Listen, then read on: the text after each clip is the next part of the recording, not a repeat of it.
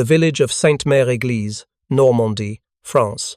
German Hauptmann Friedrich Weber stands in the town square, watching his men confiscate grain from the morning's harvest collection. Around him, 500 soldiers of the 709th Infantry Division occupy every building, every street corner, every farm, for 5 miles in every direction. They've been here 8 months, living off the French countryside like locusts, taking whatever they need whenever they want it.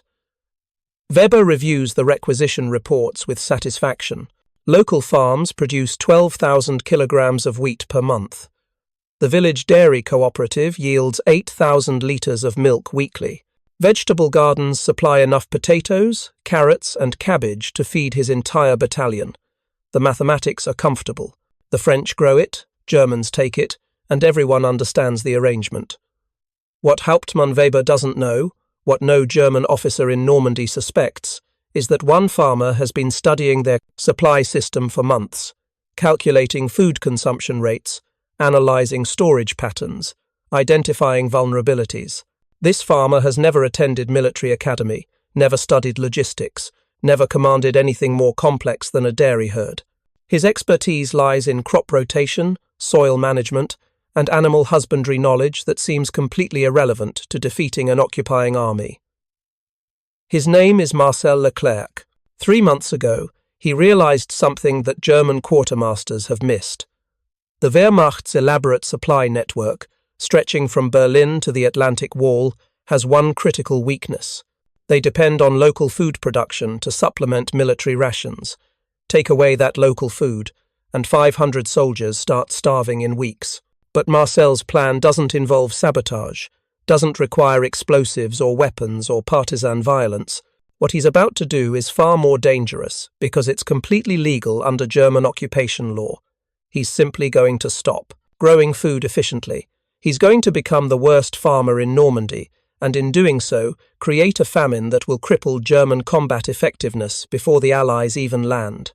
The story of how one man's agricultural knowledge became a weapon more devastating than any rifle remains one of World War II's most overlooked acts of resistance. Rewind to January 5th, 1943, 8 months before Marcel's plan begins. German forces have occupied Normandy since June 1940. The occupation runs on systematic exploitation. Every French farmer operates under strict German agricultural regulations.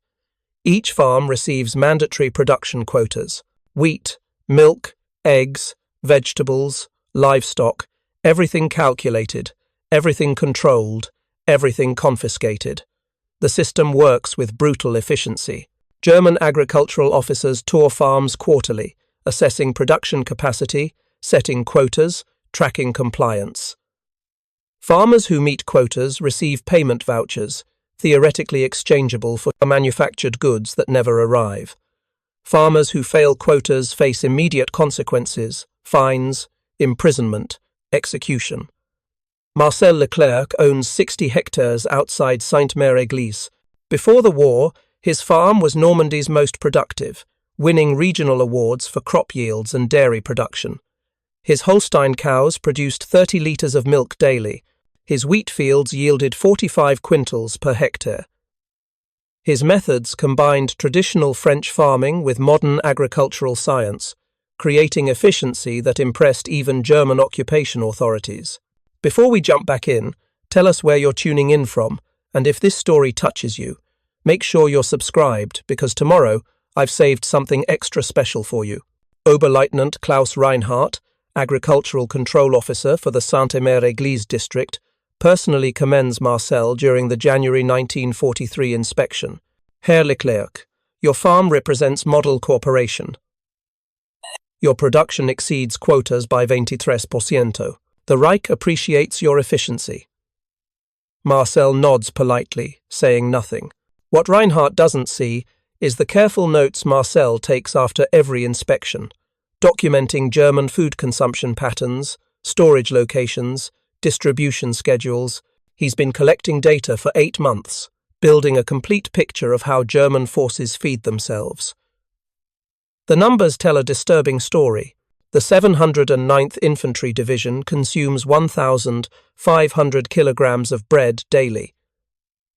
Their horses require 4,000 kilograms of hay weekly. Officers expect fresh milk, butter, eggs, luxuries that ordinary soldiers don't receive but that drain local supplies nonetheless. Without local food supplementing military rations, the division would require an additional 15 supply trucks daily just to maintain current consumption. Marcel discusses his observations with Father Antoine Dubois, the village priest, over dinner on January 15th. The conversation occurs in whispers, in Marcel's kitchen, with curtains drawn and doors locked. "The Germans take everything," Marcel says quietly. "But they're not storing it for later. They're consuming it immediately. Their warehouses contain 3 weeks of supplies, maximum." "Why does that matter?" Father Dubois asks. "Because farms need 4 months to grow crops. If we stop producing efficiently now, they won't notice the shortage until spring. By then, it's too late to fix." "Stop producing? Marcel, they'll execute you for sabotage." "Not sabotage," Marcel replies, "just incompetence. I'm going to become a terrible farmer." He spreads papers across the table, crop rotation schedules, soil management plans, livestock breeding records, everything that makes modern farming work. "Look at these. German agricultural officers inspect quarterly. They check quotas, not methods. They don't understand farming, they just count production." "What are you proposing?" Marcel's finger traces his wheat field diagram. "Wheat needs nitrogen-rich soil. Normally, I rotate with nitrogen-fixing clover. Next season, I'll skip the clover. The soil depletes. Wheat yields drop 40%. He points to his dairy cattle records. "Cows need balanced feed hay, grain, mineral supplements. I'll reduce the grain rations by 30%, not enough to make them sick, just enough to reduce milk production." Father Dubois stares. "You're going to starve your own animals?" "I'm going to manage them poorly," Marcel corrects. "There's a difference. Everything looks normal to inspectors, but production collapses over months. By the time Germans notice, the damage is permanent. They'll increase quotas from other farms. Not if other farmers do the same thing. The implications hang in the kitchen air. What Marcel is proposing isn't partisan resistance with weapons and explosives. It's agricultural warfare, invisible, deniable, and potentially devastating. Father Dubois considers. "How many farmers would you need?" 20, maybe 30. Enough to control 60% of local production. And, if they catch you." Marcel meets his eyes. "Then I'm a poor farmer who made mistakes. They can't execute incompetence." Over the following weeks, Father Dubois becomes Marcel's recruiter. The priest has legitimate reasons to visit every farm in the district: baptisms, weddings, confessions, last rites. His conversations occur in barns, in fields, anywhere German ears can't hear. The message is always the same. Marcel Leclerc has an idea, a dangerous idea. Come to his farm Sunday after evening mass if you want to hear it. On February 7th, 1943, 23 farmers gather in Marcel's barn. They represent 1,400 hectares of agricultural land, 65% of food production in the Sainte-Mère-Église district. Their ages range from 19 to 67. Some have sons in German labor camps. Others have lost family to occupation reprisals. All have reason to resist, but none know how until Marcel explains. "The Germans depend on us," he begins without preamble. "They can't feed 500 soldiers on military rations alone. They need our crops, our livestock, our production. Without local food, they starve." "They'll just take more," argues Henri Rousseau, whose farm borders Marcel's. "Increase quotas, confiscate reserves." "Only if there's something to take," Marcel replies. "What if there isn't? What if every farm in this district suddenly becomes less productive? Not sabotage, just poor management." He outlines his strategy: deliberate crop rotation failures, reduced livestock feed efficiency, Accidental delays in planting schedules. Soil nutrient depletion. Every technique designed to reduce yields while appearing completely innocent to German inspectors. This is madness, someone protests. They'll know something is wrong. They'll know production dropped. Marcel agrees. But they can't prove intent. Farming is unpredictable. Weather, soil conditions, animal health, everything varies naturally. We're just going to experience a very bad season, all of us, simultaneously, and if they execute us for failing quotas. Marcel's voice hardens. Then we die resisting instead of collaborating. But I don't think they will. The Wehrmacht needs farmers alive and working. Dead farmers grow nothing. The debate continues for 2 hours. Some farmers worry about families. Others question whether agricultural resistance can actually work. But gradually, consensus emerges. The German occupation has taken everything: freedom, dignity, sons. Now they can take away the one thing keeping German soldiers fed. By midnight, 21 farmers have committed. They represent 58% of district food production. Enough to make a difference, maybe enough to matter. Marcel provides each farmer with detailed instructions, specific techniques for each crop type, livestock management failures that appear accidental, planting delays that seem weather-related. Everything documented in innocent-looking farming journals that German inspectors won't understand even if discovered. We start now, Marcel concludes. February 1943. The effects won't show until harvest season, June or July. By then, German food supplies will be critical, and there's nothing they can do to fix it. Father Dubois offers a final blessing, but Henri Rousseau interrupts. Marcel, one question. What happens when the Allies invade? They'll need food too. Are we preparing famine for liberation? Marcel considers. The Allies will bring supplies. The Germans are living off our land. There's a difference. And if you're wrong? Then I'm a terrible farmer who made terrible decisions, but at least I made them fighting, not collaborating. The farmers depart into the February darkness, carrying plans that will transform Normandy agriculture from German asset to German nightmare. Marcel watches them go, understanding what they've committed to. Agricultural resistance sounds peaceful compared to partisan warfare, but the consequences of failure are identical execution. What he doesn't know, what nobody in that barn realizes, is that similar conversations are occurring across occupied France. In Brittany, farmers are sabotaging grain storage. In Provence, vintners are destroying wine production. In Burgundy, dairy farmers are deliberately infecting cattle with minor illnesses that reduce milk yields. The French agricultural resistance is becoming coordinated, invisible, and absolutely devastating to German occupation logistics. By summer 1943, Wehrmacht units across France will begin experiencing food shortages that military commanders can't explain, can't fix, and can't stop. March 1943, the agricultural sabotage begins with such subtlety that German inspection officers notice nothing unusual. Marcel implements his first major intervention during spring wheat planting. Normally, he plants winter wheat in October and spring wheat in March, using crop rotation principles that maximize soil productivity. This year, he makes mistakes. The wheat seeds go in 2 weeks late, after optimal soil temperature has passed. He skips the customary pre-planting soil testing that would reveal nitrogen deficiencies. His field preparation is deliberately sloppy, inadequate ploughing, uneven seed distribution, reduced fertilizer application. To any German agricultural inspector, the fields look properly planted.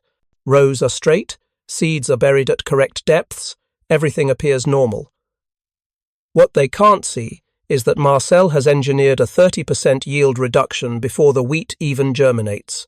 Across the district, 20 other farmers implement similar sabotage. Henri Rousseau plants his potato crop in soil he knows contains potato blight spores. The disease won't manifest until June, after German spring inspections. By then, 40% of his crop will be unsalvageable. Jean-Paul Martin, who operates the district's largest dairy farm, makes subtle changes to his cattle feed mixture. He reduces protein content by 20%, not enough to harm the animals, but sufficient to decrease milk production by 15%. The cows look healthy. They graze normally, but their output drops week by week. The genius of agricultural resistance lies in its invisibility. German occupation authorities understand military tactics, partisan operations, sabotage networks. They have no expertise in farming science. When production decreases, they can measure the deficit but can't identify the cause. Oberleutnant Reinhardt conducts his April inspection tour with growing concern. His reports to division headquarters document troubling trends. Wheat projections are down 12% district-wide. Dairy production has decreased 18%. Vegetable yields are forecast at 25% below last year. But when he questions farmers, every explanation sounds reasonable. Marcel blames late frost that damaged seed germination. Henri cites unexpected rain that delayed planting. Jean-Paul attributes reduced milk production to natural seasonal variation in cattle fertility cycles. Reinhardt has no way to verify these claims. He's a Wehrmacht logistics officer, not an agricultural scientist.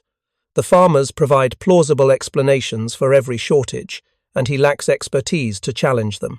What Reinhardt doesn't realize is that he's witnessing the largest coordinated agricultural resistance operation in occupied France. 21 farmers, acting in precise coordination, are systematically dismantling the food production system that feeds 500 German soldiers. By May 1943, the effects begin compounding. Wheat yields depend on soil nitrogen levels built up over previous crop rotations. Marcel's deliberate rotation failures mean his fields now contain 35% less nitrogen than optimal. Even if he wanted to reverse course, the soil chemistry is depleted. The damage is done for this growing season. Jean-Paul's dairy cattle, fed reduced protein diets for 8 weeks, have permanently decreased milk production. Their bodies have adjusted to lower nutritional intake. Even returning to optimal feed won't restore previous yields for months. Henri's potato crop, infected with carefully managed blight, is failing across 15 hectares. The disease spreads exactly as Marcel predicted, slow enough to avoid suspicion, fast enough to devastate the harvest. On May 18th, Marcel meets with Father Dubois to review results. They sit in the church sacristy, where conversation can't be overheard, reviewing production data disguised as parish financial records. Wheat is down 28% district-wide, Marcel reports quietly. Dairy production dropped 22%. Potatoes will fail completely by June. Father Dubois looks troubled. The Germans are increasing confiscation rates from farms that are still productive. They're taking everything. Marcel replies, "That means our farmers' shortages are forcing them to pressure other farms harder. The more they confiscate, the less seed remains for next season's planting. They're creating next year's famine themselves." People are going hungry, Marcel. French people, children. Marcel's expression hardens. Germans take food first, always. Every kilogram we don't produce is a kilogram that doesn't feed Wehrmacht soldiers. Yes, civilians suffer. We're all suffering under occupation. But if we feed German troops well enough to fight effectively when the Allies invade, how many more will die? It's the terrible mathematics of resistance. Agricultural sabotage hurts everyone, but it hurts occupying forces most. French civilians can supplement with hidden reserves, black market trading, food sent from unoccupied relatives. German soldiers depend entirely on official supply channels. When those channels fail, combat effectiveness collapses. Father Dubois understands the logic, but hates the necessity. How long can we sustain this? We don't need long, just until harvest season.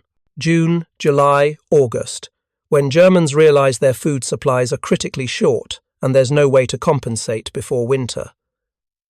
And then they either divert supply, trucks from other operations to feed troops here, or combat effectiveness decreases due to malnutrition. Either way, We've weakened German capability before the Allies arrive. The conversation ends as evening mass approaches. Father Dubois returns to his duties, carrying knowledge that would bring Gestapo execution if discovered. Marcel returns to his farm, where German-mandated production reports await completion. He fills them with plausible lies about weather damage and unexpected crop failures. Everything is proceeding exactly according to plan. The Wehrmacht garrison at Sainte-Mère-Église has no idea that their food supply is collapsing, engineered by farmers they consider docile collaborators. By June, when the shortage becomes undeniable, it will be too late to fix. One farmer's forbidden harvest shortage is about to starve 500 occupying troops, and German commanders won't understand what's killing their combat effectiveness until long after the damage is irreversible. June 14th, 1943.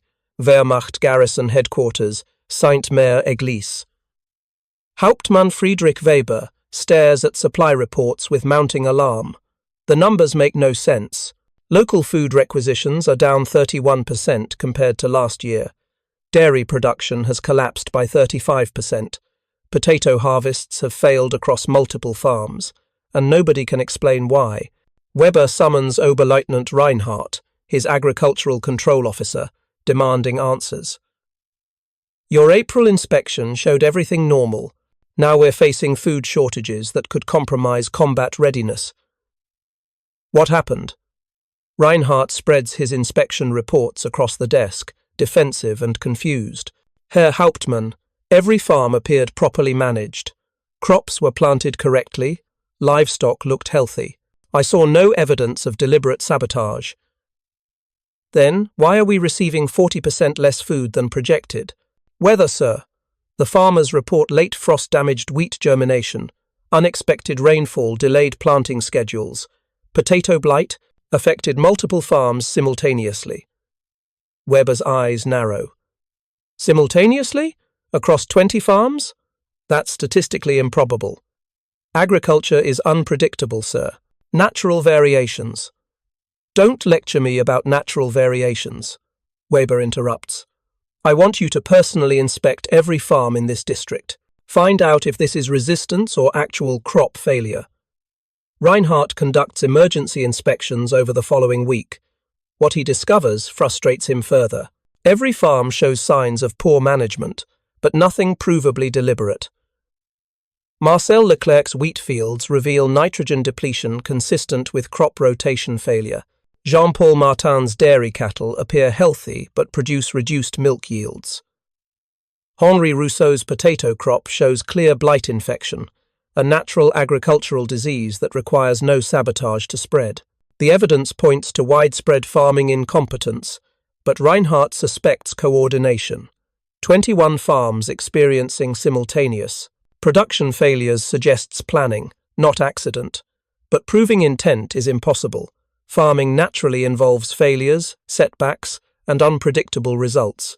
Unless he can demonstrate deliberate sabotage, Wehrmacht regulations prohibit execution of farmers for mere incompetence. Reinhardt reports his findings to Weber on June 22nd. Sir, I believe the farmers are deliberately underproducing, but I can't prove it. Every failure has plausible natural explanation. Your belief is irrelevant. Weber snaps. I need evidence that will hold up under Gestapo investigation. Can you provide that? No, sir. Then we have two options. Increase confiscation rates from remaining productive farms, or request emergency food supplies from division headquarters. Preparing and narrating this story took us a lot of time, so if you are enjoying it, like this video, it means a lot to us. Now, back to the story. Neither option is acceptable. Increasing confiscations will devastate the few farms still, producing adequately, potentially triggering complete agricultural collapse. Requesting emergency supplies means admitting failure to higher command career suicide for a garrison commander. Weber chooses a third option. He orders random executions to terrorize farmers into better production. It's a standard Wehrmacht response to civilian resistance. Show overwhelming force, create fear, restore compliance through intimidation.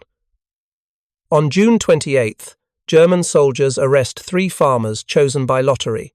The charge is economic sabotage, deliberately reducing production to harm German military capability. The evidence is circumstantial, the trial is a formality, and the sentence is predetermined. Execution by firing squad, public, designed to send a message. Marcel Leclerc watches from the village square as German soldiers shoot his neighbours. Henri Rousseau stands with his son, both knowing they could be next. Father Dubois offers last rites, while Wehrmacht troops force the entire village to witness. What Weber doesn't understand is that terror tactics work only if victims can comply with demands. You can't terrorize farmers into reversing soil nitrogen depletion. You can't execute your way to healthy crops when the seeds are already failing in depleted fields. The executions achieve nothing except proving German desperation. That evening, 21 farmers meet secretly in Marcel's barn. The executions have shaken everyone, but nobody suggests stopping. They've gone too far. Wheat harvest begins in 3 weeks. The crop failure will become undeniable. If they surrender now, the executions were meaningless. If they persist, the dead will have helped starve German troops who might otherwise fight Allied invasion forces. We continue, Marcel says simply. The Germans just proved they have no solution except murder. That means our plan is working. The wheat harvest begins July 5th, 1943. German agricultural officers supervise every farm, documenting yields, confiscating grain before farmers can hide it. The results are catastrophic. Marcel's 60 hectares normally produce 2,700 quintals of wheat. This year, yield is 1,760 quintals, 35% below normal. His carefully engineered crop rotation failures have crippled productivity exactly as planned. Across the district, the story repeats. Henri Rousseau's farm produces 40% below quota. Jean-Paul Martin delivers 38% below projection. 21 farms report similar failures. Total district wheat production falls 33% short of Wehrmacht requirements. German reaction is swift and panicked. Weber orders immediate grain confiscation from every farm, regardless of quota obligations. Soldiers take seed reserves that farmers need for next year's planting. They confiscate grain stored for livestock feed. They strip every farm down to bare subsistence levels, leaving French families with barely enough to survive. But even total confiscation can't compensate for 33% production shortfall. The mathematics are unforgiving. The 709th Infantry Division requires 45,000 kilograms of grain monthly. Local production now supplies only 30,000 kilograms. The 15,000 kilogram monthly deficit must come from emergency supply requests to division headquarters. Those supply requests reveal the crisis to higher command.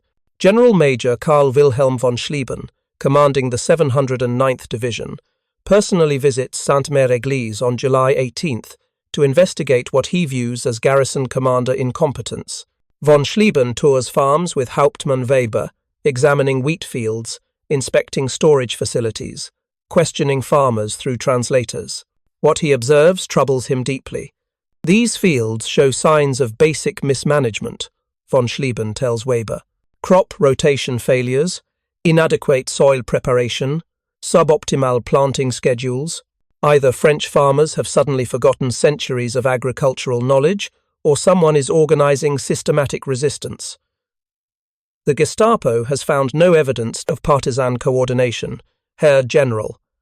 Because they're looking for weapons and explosives, von Schlieben replies. This is different. Agricultural expertise weaponized against us. Far more sophisticated than blowing up rail lines. He orders enhanced surveillance of suspect farms, but the surveillance reveals nothing actionable. Farmers work diligently. They plant crops, tend livestock, perform all expected agricultural activities. They're just inexplicably terrible at it, and German officers lack the expertise to identify specific sabotage techniques hidden within apparent incompetence. Von Schlieben's report to LXXXIV Corps headquarters in Saint-Lô summarizes the situation with bureaucratic precision. Local agricultural production has declined 33% due to apparent farming mismanagement. Evidence suggests possible coordinated resistance, but proof is insufficient for mass arrests.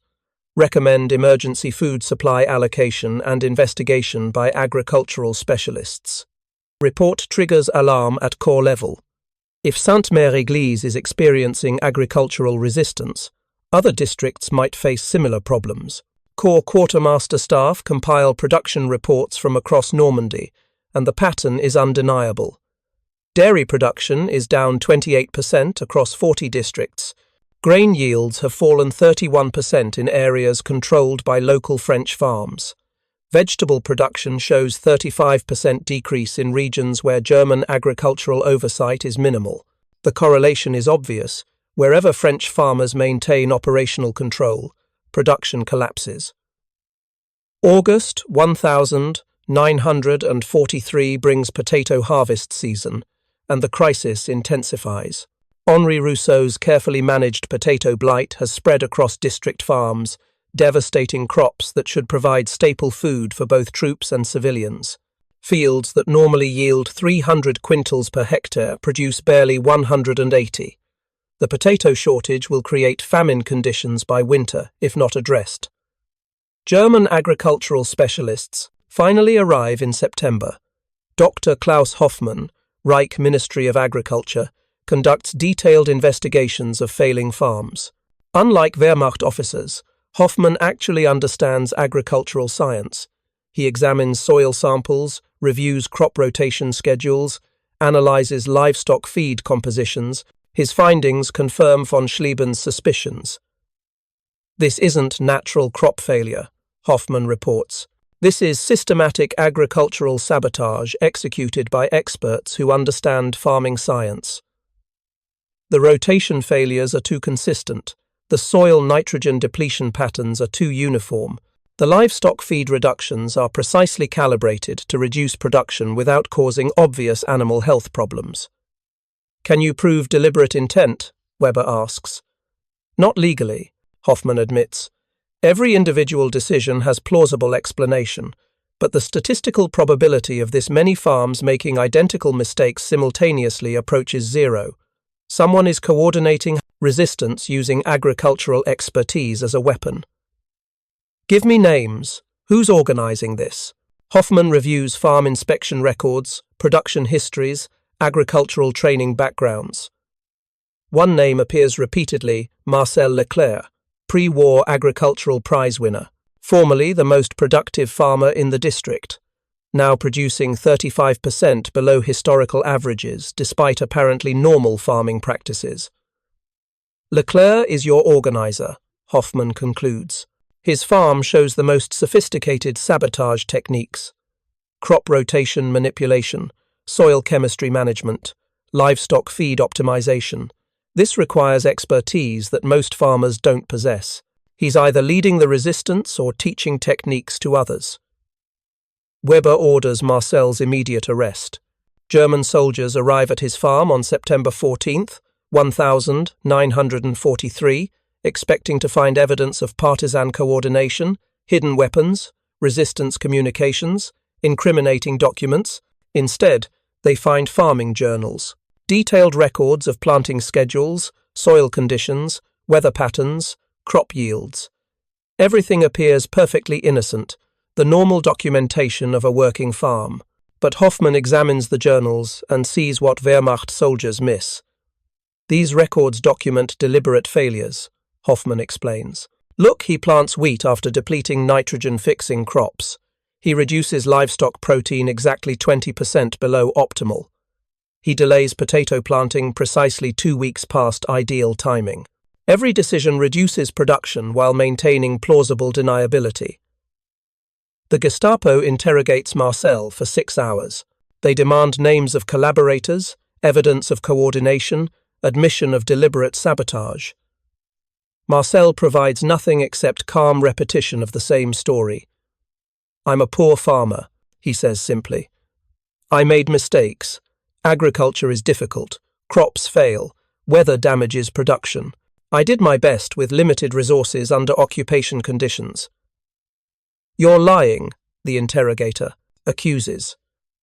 Your pre-war production records show expertise that directly contradicts current incompetence. Perhaps I've lost my skills. 4 years of German occupation have been difficult. I'm not as sharp as I once was. They threaten execution. Marcel shrugs. Then you'll have one fewer farmer producing food. That seems counterproductive. The Gestapo faces an impossible situation. They're certain Marcel is organizing agricultural resistance, but they can't prove deliberate intent. Executing farmers for incompetence would terrorize the remaining agricultural workforce, potentially triggering complete production collapse. But leaving Marcel free means agricultural sabotage continues. After 8 days of interrogation, they release him with a warning. Continue poor production, face execution. But they provide no guidance on how to reverse crop failures that are already locked in by soil depletion, livestock management changes, and rotation schedule destruction. Marcel returns to his farm on September 22nd. The other farmers watch anxiously, expecting arrests to follow. Instead, German authorities do nothing. They've realized the terrible truth: agricultural resistance can't be stopped by traditional counterinsurgency methods. You can't terrorize soil into containing more nitrogen. You can't execute your way to healthy crops. The Wehrmacht has lost control of its food supply, and there's nothing conventional military doctrine can do to fix it. October 1943. The consequences of 8 months' agricultural resistance become catastrophic for German occupation forces. The 709th Infantry Division's food situation deteriorates from concerning to crisis level. Wehrmacht regulations require soldiers to receive 3,000 calories daily to maintain combat effectiveness. By October, actual caloric intake in Sainte-Mère-Église garrison has dropped to 2,200 calories. The 800-calorie daily deficit compounds over weeks, degrading physical conditioning, reducing alertness, impairing combat capability. Medical officers report increasing incidents of malnutrition-related illness. Soldiers experience fatigue, difficulty concentrating, reduced physical stamina. Nothing dramatic, nothing that shows up in official fitness reports, but the cumulative effect degrades unit readiness by estimated 15%. More significant is the logistical burden. To compensate for local food production failure, the Wehrmacht must divert supply trucks from other operations. Each truck hauling food to Sainte-Mère-Église is one fewer truck moving ammunition, fuel, or replacement equipment. The transportation costs of feeding 500 soldiers when local agriculture fails exceed the cost of feeding 2,000 soldiers with adequate local supply. Corps Quartermaster reports document the cascading effect. Emergency food shipments to Sainte-Mère-Église require 6 trucks weekly. Those trucks come from the general transportation pool, reducing overall logistics capacity. Other units experience ammunition shortages because trucks are hauling food instead of ordnance. Fuel deliveries are delayed because transportation assets are feeding troops who should be fed by local agriculture. The economic mathematics are devastating. Before agricultural resistance, feeding the 709th Division cost the Wehrmacht approximately 12,000 Reichsmarks monthly in direct food expenses. After production collapse, costs increased to 38,000 Reichsmarks monthly, triple the normal expenditure, with transportation overhead consuming resources that directly impact combat capability. General Major von Schlieben's October report to LXXXIV Corps headquarters summarizes the situation with rare candor. Local agricultural resistance has achieved strategic impact without firing a shot. The division's logistics burden has increased 300%, while combat effectiveness has decreased approximately 15%. If this pattern continues through winter, unit readiness will deteriorate further. Recommend immediate reinforcement of agricultural production or acceptance of reduced combat capability in this sector. The recommendation reaches Field Marshal Erwin Rommel, who assumes command of Army Group B in January 1944. Rommel reviews food crisis reports from across Normandy and issues stark guidance. Agricultural resistance must be countered through improved German farming expertise, not through terror tactics that worsen production. We cannot execute our way to adequate food supplies. But German agricultural specialists face impossible conditions. Soil depletion requires months to reverse. Livestock breeding programs need years to restore pre-sabotage production levels. Crop rotation failures have damaged agricultural infrastructure in ways that persist across multiple growing seasons. By November 1943, the famine Marcel engineered has become self-sustaining. Even if French farmers wanted to restore production, which they don't, the agricultural damage would require 18 months to repair. The Wehrmacht is embarked into food crisis that will persist through Allied invasion. Marcel meets with his resistance cell in late November, reviewing results. Father Dubois summarizes the impact. German soldiers are malnourished, their supply lines are overextended, their combat readiness has decreased measurably, and we did this by becoming poor farmers. We did this by weaponizing knowledge they don't have, Marcel corrects.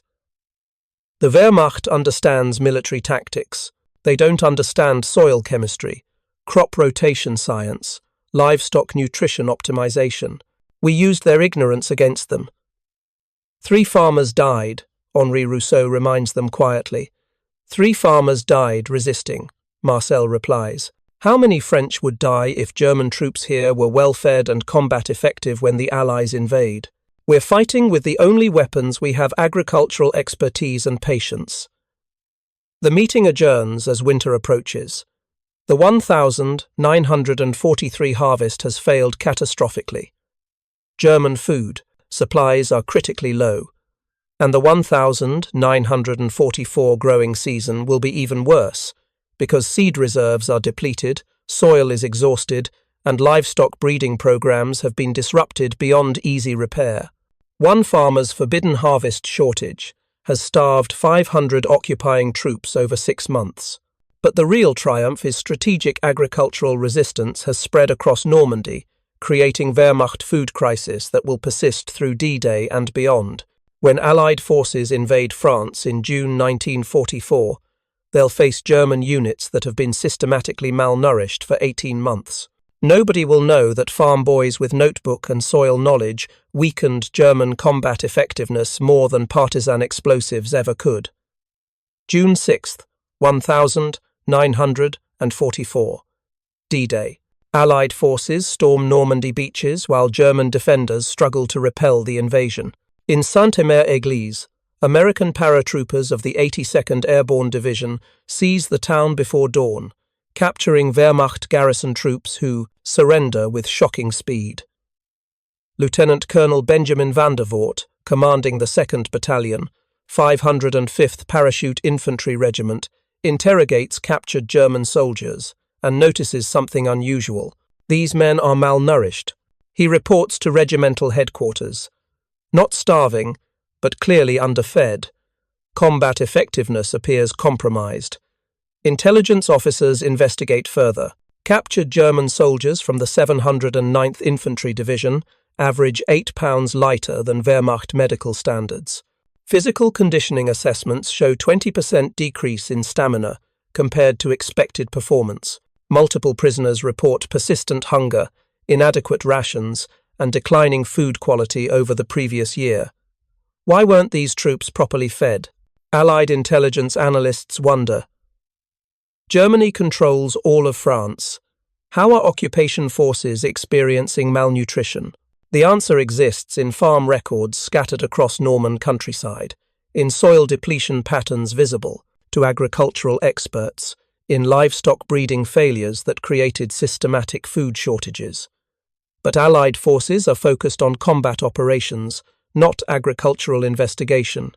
They never discover the organized resistance that weaponized farming expertise against German occupation. Marcel Leclerc watches American paratroopers secure Sainte-Mère-Église from his farm 2 miles away. He feels no triumph, no vindication. 3 neighbors died for agricultural resistance. His soil is depleted, his livestock breeding program destroyed, his farm's productivity crippled for years. The victory is real, but hollow Germans are defeated. but the agricultural damage persists. Father Dubois visits Marcel on June 8th after American forces have secured the district. "We did it," the priest says quietly. "The Germans are gone. We helped defeat them." "We starved them," Marcel corrects. "There's a difference. Does it matter? The occupation is over." Marcel gestures at his wheat fields, showing obvious signs of nitrogen depletion. "This soil will take 3 years to restore. My dairy herd produces 40% below pre-war levels. 21 farms in this district sacrificed their agricultural future to resist occupation. That's the real cost we destroyed our own livelihoods to fight." Marcel considers. "Ask the American soldiers who captured malnourished German defenders. Ask the families of Allied troops who might have died if Wehrmacht units here were better fed and combat effective. Yes, it was worth it, but that doesn't make the cost less real." The conversation ends as American military government officers arrive, beginning the complex process of agricultural reconstruction. They find Norman farms in crisis, soil depleted, livestock underperforming, crop rotation schedules destroyed. The damage appears to be simple neglect under German occupation.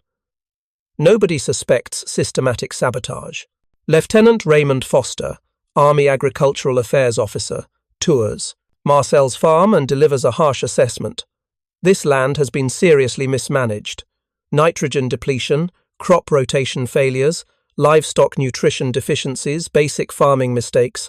We'll need to implement emergency soil restoration programs before next growing season.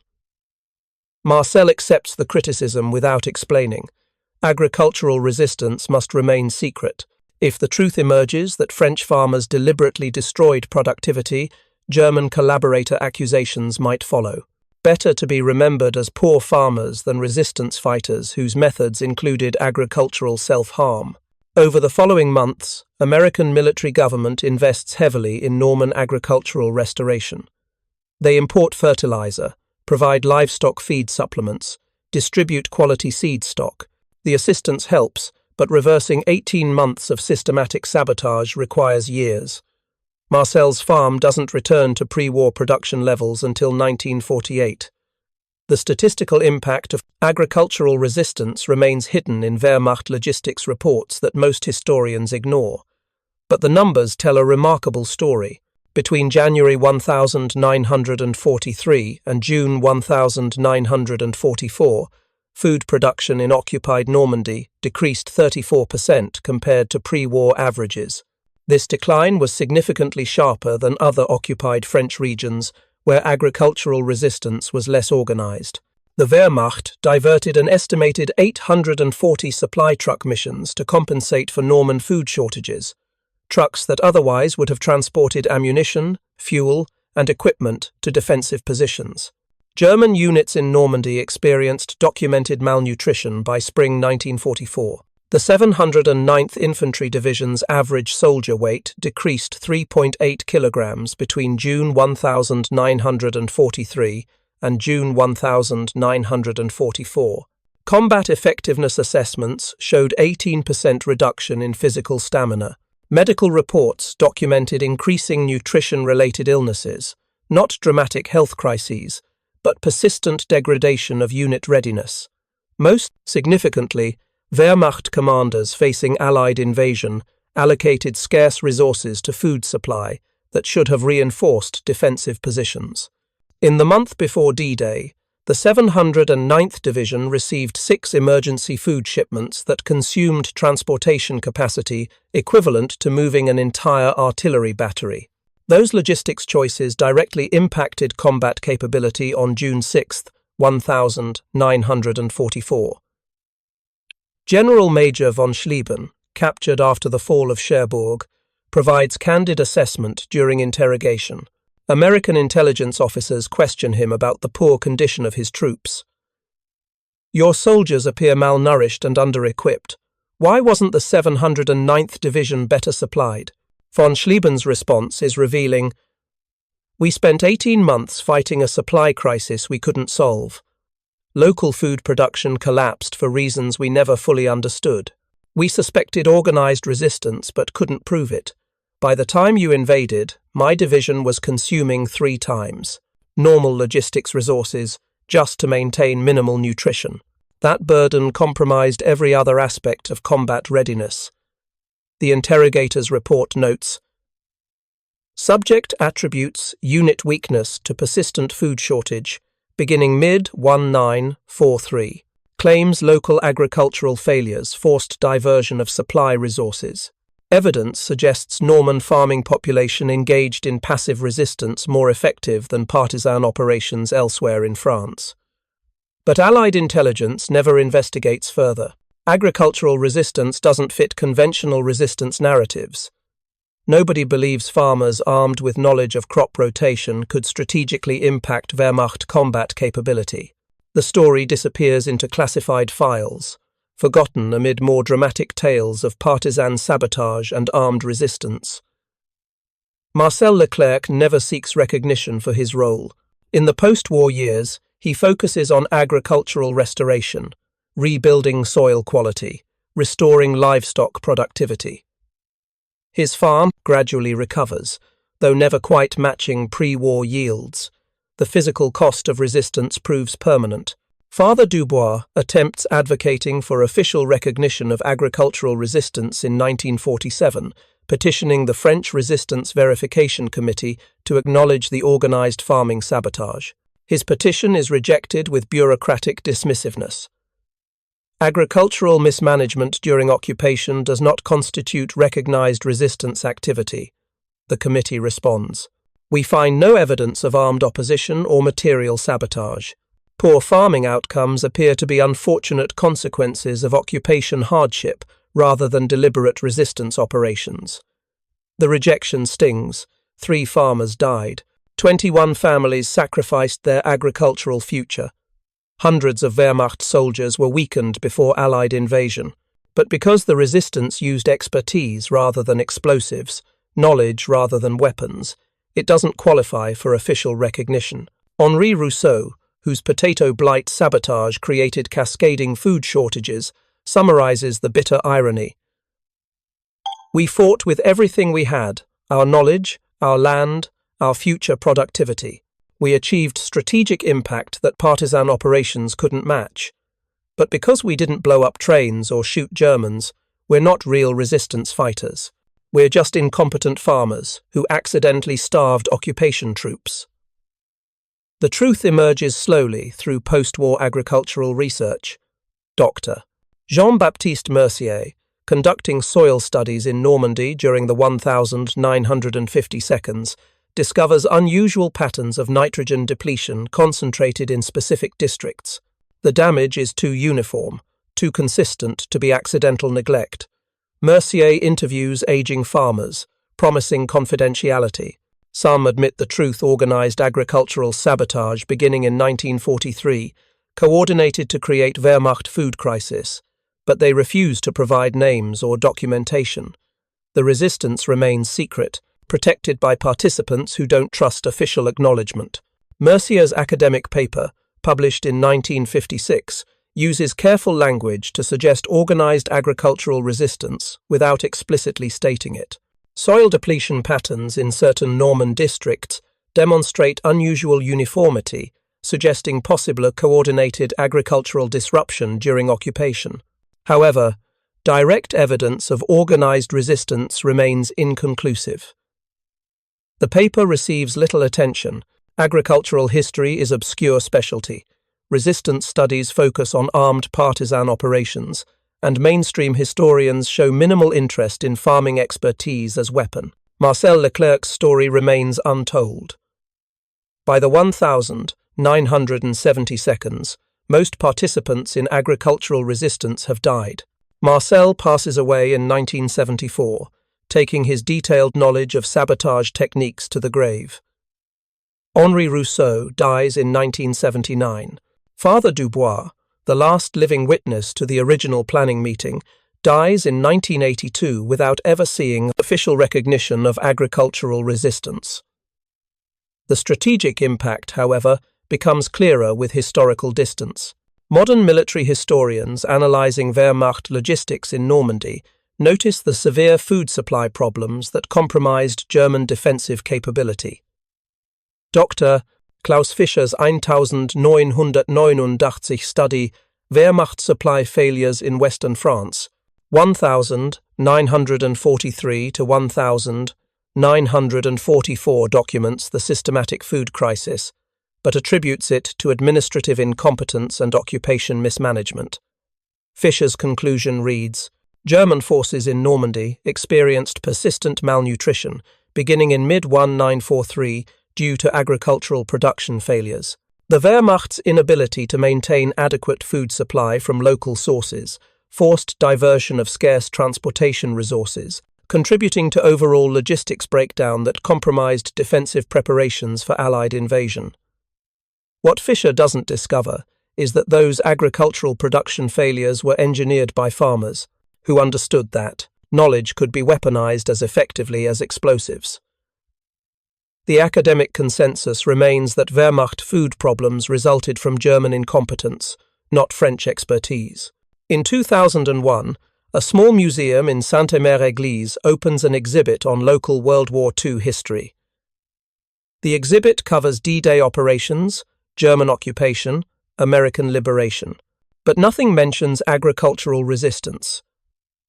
The curator, reviewing available documentation, finds no official records of organized farming sabotage because participants deliberately left no documentary trail. One artifact appears in the museum's archive, Marcel Leclerc's farming journals from 1943 to 1944. The journals are donated anonymously, with no explanation of their significance. They sit in storage, unexamined, their detailed documentation of systematic sabotage unrecognized by historians who don't understand agricultural science. The final assessment of agricultural resistance's impact comes from an unexpected source. In 2014, Dr. Sarah Mitchell, an American historian specializing in occupation logistics, discovers Wehrmacht quartermaster reports in German military archives. The reports document food supply problems in graphic detail, including specific references to suspected agricultural sabotage by French farming population. Mitchell's analysis reveals the strategic significance. Norman agricultural resistance achieved measurable reduction in Wehrmacht combat effectiveness at minimal cost. 21 farmers using expertise as a weapon degraded German military capability more efficiently than partisan operations that required weapons, explosives, and extensive intelligence networks. The per capita strategic impact of agricultural sabotage exceeded armed resistance by estimated factor of 15. Her book, The Hidden Resistance Agricultural Sabotage in Occupied France, finally provides academic recognition of farming expertise as weapon. But by 2014, every participant in Marcel Leclerc's operation has been dead for decades. The recognition comes too late for those who sacrificed their agricultural future to fight occupation. The legacy of agricultural resistance remains obscure. No monuments commemorate farmers who weaponized crop rotation knowledge. No ceremonies honor those who starved Wehrmacht units through systematic soil depletion. The resistance that achieved strategic impact through expertise rather than violence is forgotten because it doesn't fit heroic narratives of armed partisan warfare. But the mathematics are undeniable. Between January 1943 and June 1944, organized agricultural sabotage in the Sainte-Mère-Église district reduced Wehrmacht food supply by 34%, forced diversion of 840 supply truck missions, decreased average German soldier weight by 3.8 kilograms, degraded combat effectiveness by estimated 18%, created persistent logistics burden that compromised defensive preparations, all achieved by farmers using knowledge as a weapon. No explosives, no weapons, no violence, just agricultural expertise applied with systematic precision to starve occupation forces into weakness. Marcel Leclerc's forbidden harvest shortage did exactly what he intended. It starved 500 occupying troops over 18 months, degrading their combat capability before Allied invasion. 3 farmers died. 21 farms sacrificed their agricultural future. But Wehrmacht units in Normandy faced D-Day, malnourished and weakened by resistance that nobody recognized, that historians ignored, and that participants took to their graves. The final irony is that Marcel Leclerc, the farmer who proved agricultural expertise could be weaponized as effectively as partisan explosives, would have appreciated the obscurity.